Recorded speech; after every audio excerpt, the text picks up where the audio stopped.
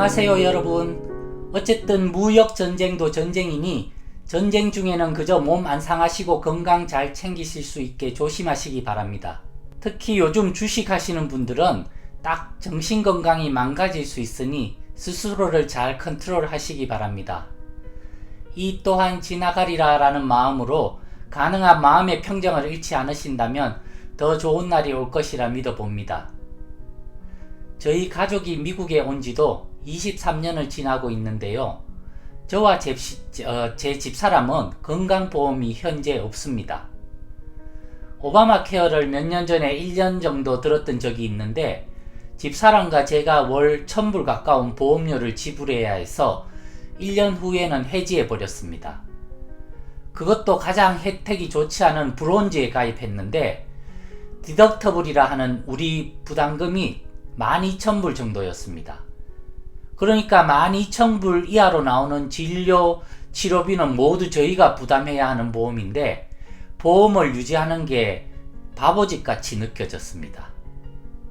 하여튼 23년 동안 미국에 와서 죽도록 일하고 세금의 25% 정도를 세금으로 내고 있는데 의료보험도 가입하지 못하는 실정입니다.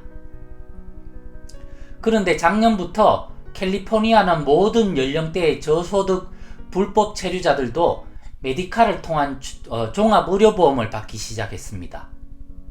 거기다가 칼프레시라는 혜택을 2022년부터 55세 저소득 불법 체류자에게 제공하기 시작했고 내년부터는 전 연령대의 저소득 불법 체류자에게 칼프레시 혜택을 확대할 계획이랍니다.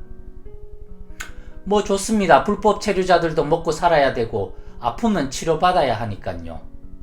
그런데 저는요, 저희 집사람은요, 22년째 이렇게 아둥바둥 살면서 정말 성실하게 유리지갑을 가진 덕에 모든 세금을 납부하고 있는데 아파도 마음 놓고 병원 한번 가지 못하는 상황입니다. 그러면서 미국 정부 비천 현재 한국 원화로 하자면 지난번에도 잠깐 말씀드렸습니다만 5경 3천조 원, 말도 잘 안 되네요. 5경 3천조 원이 된다고 하니 참 기가 막힙니다. 도대체 재정을 어디다 어떻게 사용하고 있는지 모르겠습니다. 위에서 언급한 것처럼 심지어 불체자를 위해서도 이렇게 막대한 재정을 지출하고 있으면서 저 같은 정상적 납세자 중에 일부는 의료보험도 들지 못하는 상황이 만들어지고 있습니다. 2020년부터 2023년까지 미국 정부는 성소수자들의 인권 증진을 위해 한화로 5조 3,700억 원을 지출했다고 하니 더더욱 할 말이 없습니다. 부디 무역전쟁이 잘 마무리되면 비용 문제로 병원을 가지 못하는 성실한 납세자, 또 이런저런 이유로 모든 혜택에서 소외되는 시민들이 없게 정부에서 잘 살펴주셨으면 하는 소망을 가져봅니다. 오늘의 신인의 이민 이야기는 된장찌개와 삼겹살을 먹으며 눈물을 흘린 이야기, 산타모니카 국립공원을 다녀온 이야기, 방학 중인 신이가 빨리 개학을 했으면 좋겠다고 한 이야기, 17개월 만에 신이 영어에 입이 터진 이야기에 관해 얘기를 나눠보겠습니다. 2004년 3월 된장찌개와 삼겹살을 먹으니 눈물이 난다. 요즘 캘리포니아는 봄이라 하기에는 너무나 더운 날씨가 계속되고 있다. 이곳저곳에는 각양각색의 꽃이 피어나고 호랑나비들은 짝을 찾아 날아다니며 벌새들은 꽃을 찾아 분주히 나무 사이를 날아다닌다. 한국은 노무현 대통령의 탄핵으로 나라가 갈라질 듯 시끄럽지만 이곳 캘리포니아는 어제도 오늘도 그저 조용히 하루하루가 지나가는 듯하다. 내가 사는 이곳 옥스나드는 비교적 농업이 주력인 곳이다 보니 그나마 꽤 분주한 풍경들을 보여주고 있다. 타운 근교의 밭들에서는 딸기를 수확하느라 히스패닉으로 보이는 노동자들이 허리 펼 시간 없이 딸기 수확에 한창이고 넓고 넓은 들판에서는 아지랑이가 봄맞이 춤을 추는 듯 아른거리고 있다. 오늘은 일요일이라 교회를 다녀오니 오후 2시가 넘어선다. 일주일간 밀린 빨랫감을 들고 세탁실로 가서 25센트 동전 5개를 넣고 빨래를 돌린다. 빨래를 하는데 걸리는 시간은 25분 정도. 세탁이 끝나면 25센트 동전 3개를 넣고 건조기로 빨래를 옮겨 담는다. 건조에 걸리는 시간은 40분 정도. 한국에서는 아파트 베란다에 있던 세탁기에 바로 빨래를 할 수 있던 때를 생각하면 너무나 불편한 일이지만 이제 이것도 꽤 익숙해졌는지 번거롭다는 생각이 들지 않고 오히려 빨래 건조기가 있어 편하게 느껴지기도 한다. 세탁을 마치고 집 청소를 하고 나니 저녁 준비 시간이 되었다. 며칠 전 코리아타운에서 장을 받은 삼겹살이 있어 저녁엔 삼겹살을 구워 먹기로 했다.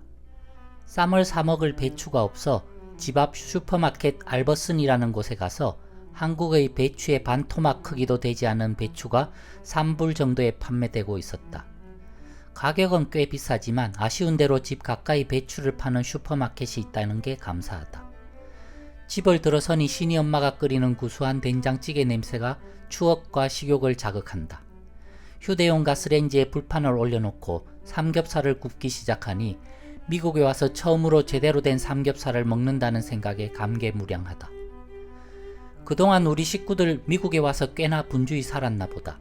삼겹살에 쌈장 듬뿍 얹어 노란 애기 배추에 싸서 먹으니 얼마나 맛있는지 눈물이 찔끔 난다. 그렇게 정신없이 삼겹살을 구워 먹고 된장찌개에 밥을 비벼 먹으니 아, 이게 행복인가 싶다. 미국에 와서 처음으로 먹어보는 삼겹살과 된장찌개 만찬은 우리 가족 이민생활 추억의 순간으로 남게 될 듯하다.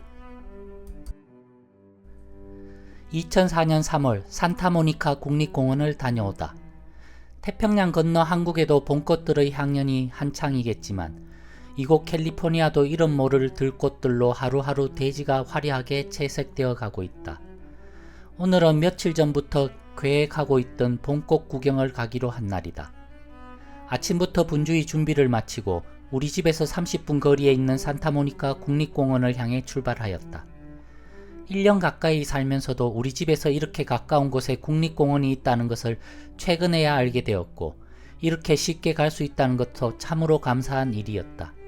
한국은 어디를 가더라도 관광객의 접근이 용이하게 인공적인 손길들로 잘 꾸며놓았기에 미국도 그럴 것이라 상상하며 시니엄마는 치마 차림에 운동화도 신지 않고 출발하였는데 그곳에 도착하고 보니 인공구조물이라고는 입구의 화장실뿐이며 야생화를 보기 위해서는 1시간 이상의 산길을 등반해야 한다는 안내문을 보고 망연자실할 수밖에 없었다. 그래도 이곳까지 왔으니 오랜만에 공기 좋은 산길을 조금은 걸어보자는 나의 설득에 시니엄마 신이 마지못해 따라온다.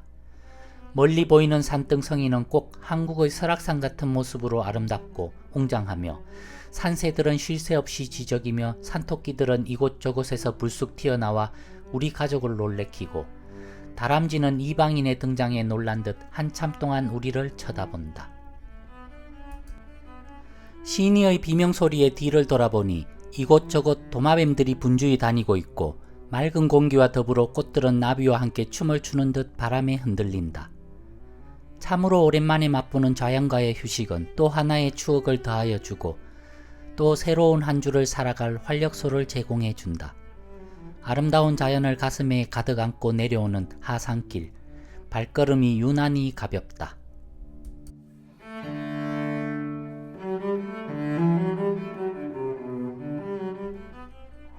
2004년 4월 학교에 가고 싶어요. 한국에서 오랜 시간 학교를 다녔지만 학교에 가고 싶다는 생각은 그저 소풍, 체육대회, 수학여행 등 손가락에 꼽을 정도가 아닐까 생각해 본다. 며칠 전 신이가 한 달간의 방학을 마치고 개학을 하였다. 개학 며칠 전부터 학교에 가고 싶다는 말을 몇 번씩 하는 신이를 보면서 나로서는 학교에 가고 싶다는 신이가 잘 이해되지 않았다.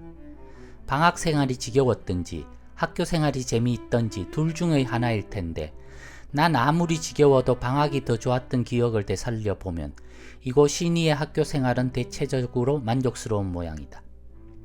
신이가 개학을 기다리는 몇 가지 이유를 생각해 보면 일단 학교에서 큰 스트레스를 주지 않는 듯하다. 우리가 예전에 학교에 다닐 때만 해도 시험 후에는 회초리를 맞거나 혼이 나는 시간들이 있었는데 얼마나 큰 스트레스였던가. 그리고 신이는 학교에서 주는 과제가 거의 없다고 할 수 있다. 우리는 이런저런 숙제들로 오히려 방과 후가 더 바빴던 기억들이 있고 아차해서 숙제를 하지 않으면 다음날 어김없이 엉덩이를 맞는 것으로 결산을 하곤 했는데 학교마다 파란 카펫 같은 잔디가 깔린 아름다운 운동장에서 마음껏 뛰어놀 수 있는 광경을 보면 우리 어릴 적 체육시간 선생님이 축구공 하나를 던져주고 50명 넘는 아이들이 뽀얀 먼지나는 운동장에서 축구공을 따라 뛰던 생각을 하면 참으로 신이가 부려우면서 나의 어린 시절이 억울하기도 하다. 그리고 이런저런 수많은 이유를 만들어 아이들에게 상을 주고 격려해주는 교육 환경과 방식은 참으로 배울 만한 일들이 아닌가 싶다.